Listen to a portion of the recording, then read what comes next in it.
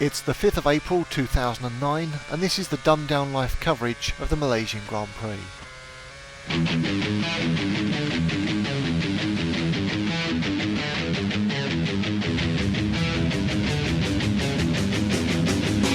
Go, go, go, go!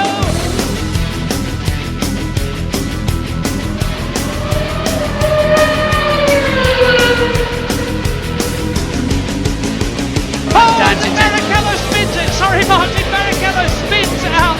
It's a bad blow for Rubens Barrichello. Fantastic! Absolutely incredible! Bernie, a quick word. Who's going to win the race? This one here. Yeah, you're just saying that because he's standing there. I never thought of you as a... Mate, I'm a politician. I tell you what, you want to have some money on him?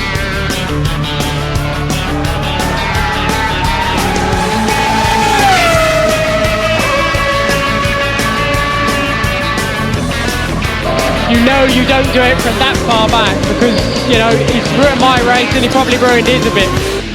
In the interviews after the qualifying, Jenson Button was clearly very happy that this was the second race now where he had qualified in pole position. When he qualified for the Australian race, it was almost, he felt it was a bit of luck, you know, it's the first race of the season and just happened to get things right. But to get two races in a row on the pole position, clearly he was extremely happy about this. The conditions for racing out in Malaysia are notoriously very, very difficult. You can lose a lot of water and a lot of body weight through the very high humidity and very high temperatures of racing out in this circuit. The Malaysian circuit is a full-time proper circuit, as opposed to the Australian circuit, which is only a temporary setup which is created specifically for Formula 1. Nevertheless, it surprises me that this purpose-built circuit always seems to suffer from pooling of water. I don't know whether it is that the track is simply designed to be driven dry and that's it, whether the idea of cambering the track or putting sufficient drainage in would be detrimental to the racing surface, I don't know, but certainly it seems that whenever there's even the slightest bit of rain it causes problems. And there had been two races previous to the Formula 1, both which had rain. I'm not sure whether the rain actually stopped the races, but certainly it caused problems. And when this Formula 1 race started, it wasn't clear as to whether it would rain or not. About half an hour before the race started, the forecasts did say that pretty much as the race started, it was going to be wet, but it wasn't. The track was very dry. And the start was a very interesting start. Button, although on the pole position at the very front of the grid, messed it up and very quickly ended up being amongst the main body of all the drivers, back around 4th, 5th position. Nico Rosberg took advantage of the confusion around the start and actually led the race for a few laps. There was a lot of overtaking and re-overtaking in this race, which made it quite exciting to watch, with cars being different weights, using different fuel systems and different pit stop strategies. It meant that the Renault car, very strong, but was quickly overtaken and then retook. Also the KERS system, this was the first time that I've ever seen the KERS system sort of used properly. Say the first time, it's only the second race. But you would see where a car would come flying past using that extra 80 horsepower, but then those same cars quite often suffered from the fact they don't have the same downforce as, say, the Toyotas or the Brawn cars, and so then they would lose the position back. And it wasn't uncommon to see a car overtake, lose the position, overtake, lose the position, and it's a very good sort of balance where some cars had got the extra power for acceleration, but then just didn't have the same benefit when it came to the cornering, and then the positions would juggle back again. The race actually started at about 5 p.m. local time, mainly so that people in Europe would be able to see the race at a sensible time. Whereas, this works out okay for the Europeans, it wasn't an ideal time for this race to be. Already starting to get dark. Again, the sun low in the sky would have made it difficult for drivers even at the best of times. But you could see as the race progressed lap after lap, especially as they were coming up the main start-finish line, that the sky was pitch black. At around lap 12-13, when cars were due their first pit stops, the skies, although black, were still holding on to the rain, and so teams had to decide whether to stick with the slick tyres or to go to perhaps intermediates or even full wets, even though the rain wasn't there.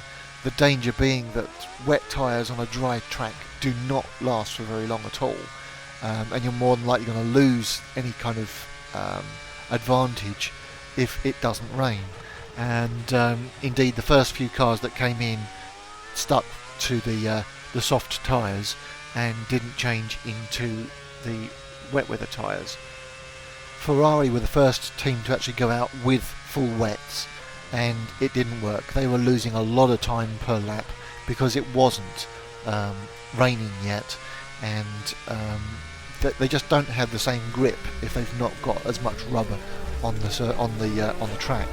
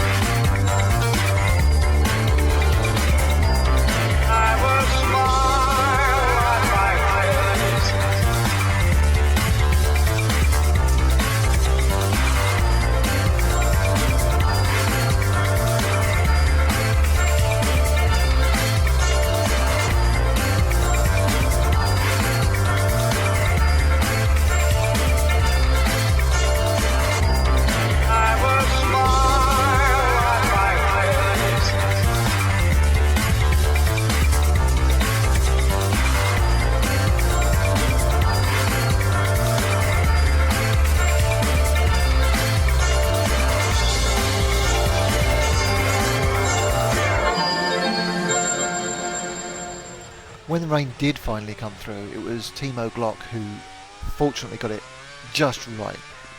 A lot of luck, but he went for the intermediate tyres rather than the full wets, and was able to make up a lot of places, cutting through the traffic that was on slicks and starting to find that they were losing grip and just getting ready to change into the full wets. But in that well, as the tyre would suggest, intermediate time where it wasn't dry enough for full slicks, it wasn't wet enough for full wets, he was able to take advantage and moved from the back right up amongst the front of the race.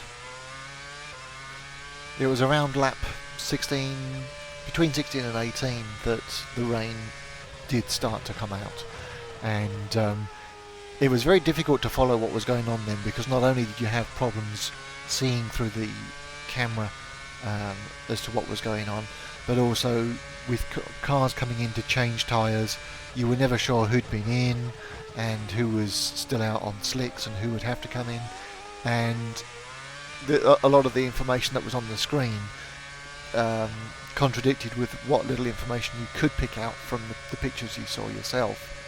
But eventually it came out that Button was ahead, and he was on the full rain tyres, and there were only about maybe 6 or 7 laps once everything had sorted out before the rain got to be too much, and eventually the entire race had to be stopped. They put the pace car out, but the pace car was only out for literally 1 lap, and then they brought out the red flags and had to stop the race. The situation was quite difficult for the race organisers. Obviously, while the cars are sat on the starting grid with tarpaulins over them and umbrellas covering the drivers, they're also covering all the sponsors. So even if the cars were to go out and just do parade laps behind the safety car, at least this is giving sponsors the coverage that they paid for. But it was really so wet out there that they couldn't even do that. The Formula 1 cars are designed to run at high speed, and running at high speed you get the suction which actually helps to push the cars down onto the track. Driving a Formula 1 car even at sort of 15 miles an hour around a wet track is dangerous. They're going to spin off because the brakes don't work as well as they should do, the aerodynamics don't work as well as they should do, and it's just unnecessary danger. So it's a difficult balance for the guys to decide when it's safe to do so, for the next hour we didn't actually get a full information as to whether the race would continue or not, and it just so happened that it went right to the very end of the time period before they then announced that the race had been finished. The final positions were actually taken from the last complete lap, and Jenson Button was first, Nick Heidfeld was second, Timo Glock third, Jarno Trulli fourth, Rubens Barrichello fifth, Mark Webber was sixth, Lewis Hamilton seventh, and Nico Rosberg was in eighth.